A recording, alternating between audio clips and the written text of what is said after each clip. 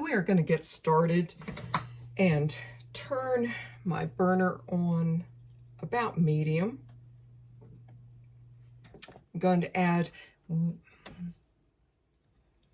I have my burner on medium. You don't want it too high.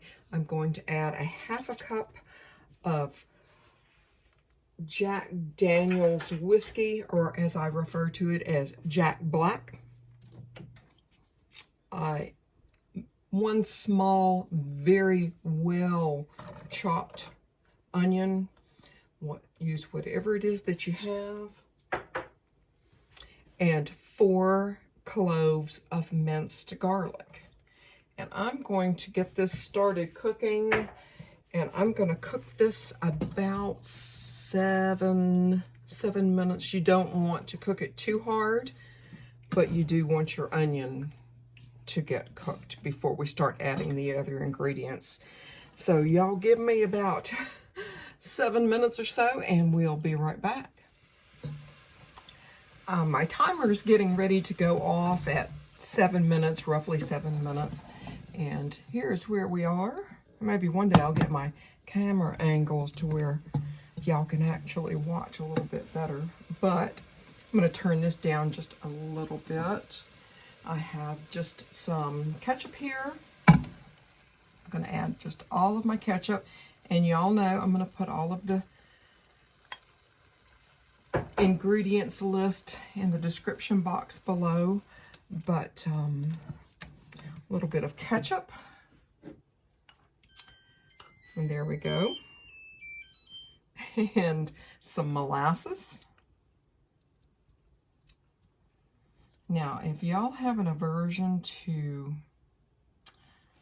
bourbon, whiskey, things like that, I will drop a non-alcoholic version below.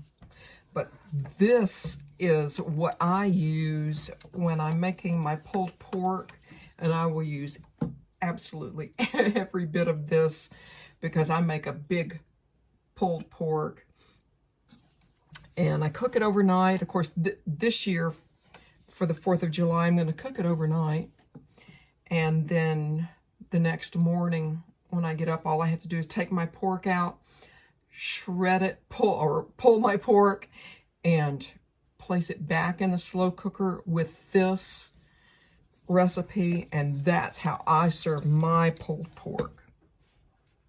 Some tomato paste, if I can manage that. Some tomato paste, brown sugar, some vinegar. You can use plain or apple cider vinegar, whatever suits you. And give this a good stir. I have some liquid smoke here. I have some Worcestershire sauce.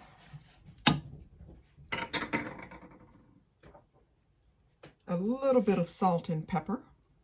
You need to salt and pepper it to your taste because some, want a little more salt, a little less. And it's already, I can tell, y'all, this is already smelling exceptional. Let's see, what do I have left here? Now, of course, it's up to y'all. I have just a little bit, and what I mean by a little bit, a half a teaspoon of hot sauce. If you don't want hot sauce, don't do hot sauce. But for this particular recipe, I wouldn't think of not putting it in there. And maybe a half a teaspoon of paprika. And that's pretty much it. So what I'm going to do, I'm going to allow this to just a slight simmer. You don't want to bubble and boil this. Just a slight simmer for probably 30 minutes to an hour. I would definitely check on this every, 10, 15 minutes or so and give it a stir and, to make sure that it's looking like you want it to look. And once you've cooked it to your desired consistency, I probably, this is looking a little thin, but it will thicken up. The longer you cook it, of course, the more it's going to thicken up. But this is an exceptional sauce, y'all. I hope that you try it as it is. Most of the alcohol will cook out of this. You will just have the flavor. But I understand some of you, you know, that's not what you're wanting. But this is my go-to recipe.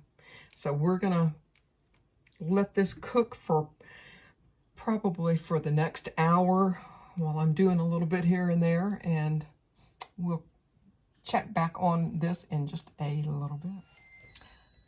I am at the end of my hour. I'm going to just turn this off, and I'm going to pour this in here and allow this to cool off. I've been tasting, and of course you should always taste as you go along to see if you need to adjust the salt. But what I added was just a scant teaspoon of salt, and that was plenty. I personally would not add any more, but this is, I think y'all can see. I'm going to just pour as much of this in here as I dare. Y'all know I'm going to make a mess because that's just how it is. But that was an hour.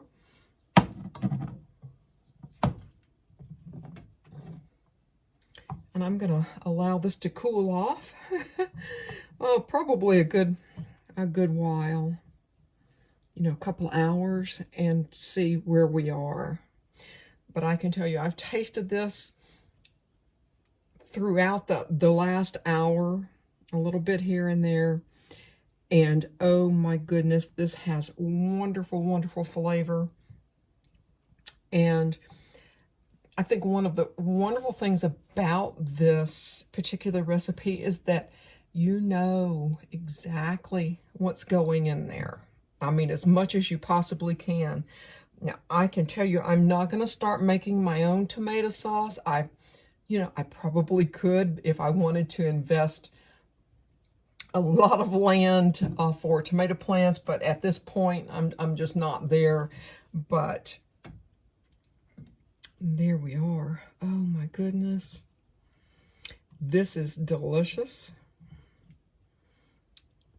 And we're going to let this cool off and for another couple hours and be right back. I've allowed this to cool off as much as I could stand, and this made 2 jars, mason jars of sauce.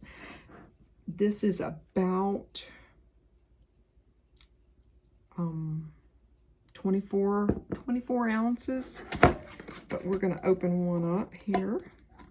I've been stirring it around, and I want you to have a good look. This is still pretty warm. I wanted to go ahead and get this video uploaded and out there for y'all that really, really want to start doing things for yourself. And I think y'all can see. This is just absolutely decadent barbecue sauce. I hope that you give it a try. And there will be, you know, as I said, there will be 2 versions in the description box below. Cooked as this is right here, this should last you about a week and a half in the fridge, something like that. But if y'all are having a 4th of July celebration and the sauce and the good times are flowing, my guess is you're not going to have an awful lot left. But I hope you give this a try. And I want to thank each and every one of y'all for joining me here, home at the Hollow. If you have not already subscribed to my channel, I always hope that you do. Give me a thumbs up. Drop me a comment below. I appreciate each and every one of you. And oh goodness, enjoy this recipe. I hope to see y'all again here, home at my hollow. Goodbye, y'all.